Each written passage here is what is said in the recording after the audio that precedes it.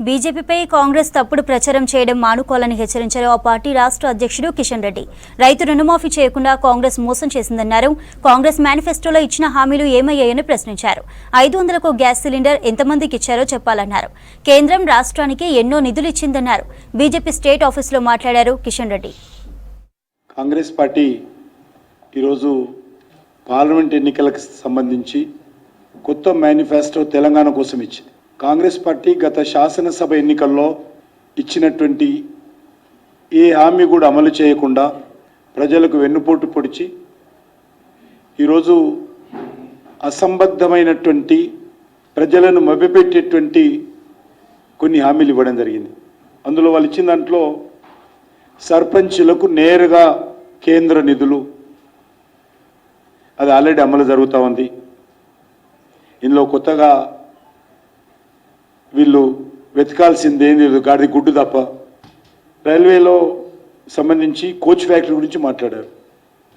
ఇప్పటికే 3000 మంది ఉపాధి కల్పించేటువంటి రైల్వే మ్యానుఫ్యాక్చరింగ్ యూనిట్, ఒక కోచే కాదు, వ్యాగన్స్ కావచ్చు, కోచెస్ కావచ్చు, రైల్ ఇంజన్స్ కావచ్చు తయారు చేసే విధంగా ఇంటిగ్రేటెడ్ రైల్వే మ్యానుఫ్యాక్చరింగ్ యూనిట్ ఈరోజు ప్రధానమంత్రి గారు ఫౌండేషన్ వేశారు.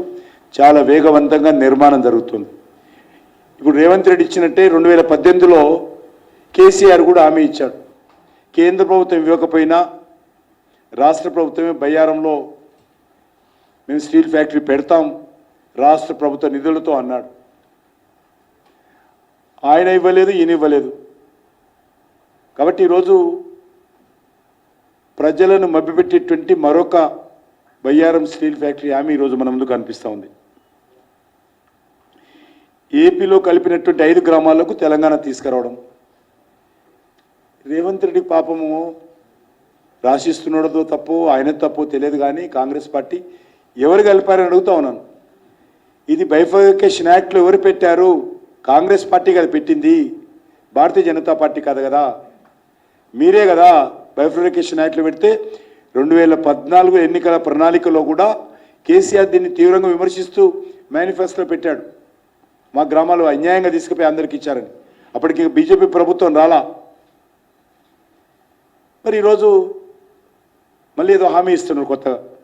ఈరోజు రాష్ట్రంలో ఎక్కడ చూసినా వాళ్ళు ఈరోజు బోర్డులు పెడుతున్నారు. ఇవన్నీ బోర్డులు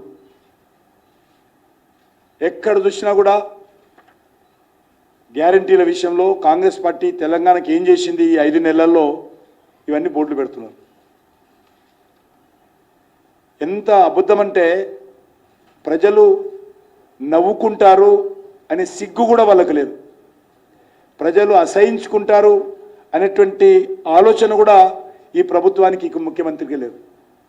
ఏ ముఖం పెట్టుకొని మీరు ఇవన్నీ చేశారని ప్రజలకి చెప్పుకుంటారో నాకైతే అర్థం కాలేదు. తెలంగాణలో ఏమి మార్పు మొదలైంది? కల్వకుట్ల కుటుంబ పాలన పోయి మరొక కుటుంబ పాలన వచ్చింది. సోనియా గాంధీ కుటుంబ పాలన వచ్చింది. అది ఒక కుటుంబ పాలన పోయి ఇంకో కుటుంబ పాలన రావడం మార్పా అని అడుగుతా ఉన్నాను. అప్పుడు కేసీఆర్ హామీలు ఇచ్చి మసిబూసి మారడికాయ చేసేవారు. ఇప్పుడు రేవంత్ రెడ్డి హామీలు ఇచ్చి